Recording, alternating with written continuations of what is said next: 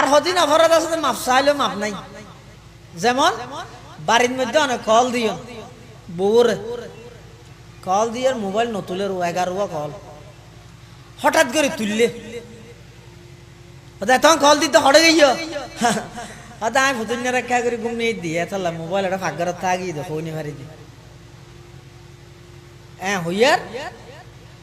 mobile হাড়ে দিয়ে জামাই আসছি তো কল নেওয়া ধরে তো কেন গুণা নুমাই ইয়ান মাপ গড়াই বললে বউ খ্যাং করে গিয়ে